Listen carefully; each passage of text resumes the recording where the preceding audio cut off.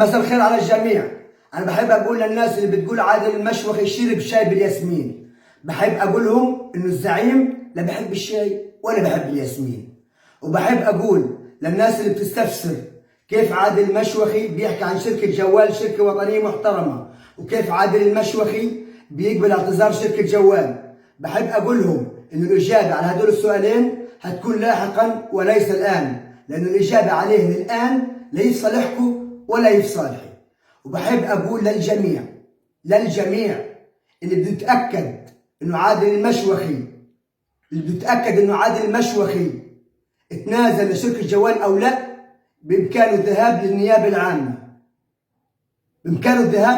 العامة، وهناك هيشوف الملف تبعي وشكوتي على شركة جوال موجود، وسار المفعول وسار الإجراءات عند النيابة العامة. وبحب أقول كمان وأكد اللي بده يتأكد إنه عادل المشوخي صادق ولا كذاب، بإمكانه الذهاب إلى أعلام رفح، ومنهم الشيخ حسين أبو عيادة ومختار عائلة شعث أبو نبيل شعث. شركة جوال بعثت امبارح الشيخ حسين أبو عيادة عشان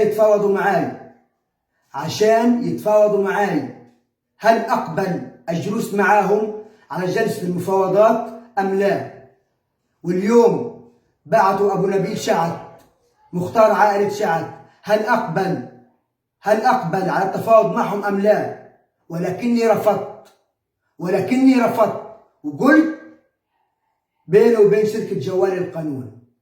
وبحب أكد للجميع إنه حملاتنا ومسيراتنا ضد شركة جوال مستمرة. وبحب أكد للجميع، أقسم بالله العظيم هنركع شركة جوال على الأرض حتى تلبي جميع مطالب الشعب وجميع رغبات الشعب عن طريق المسيرات وعن طريق القانون. تحياتي للجميع.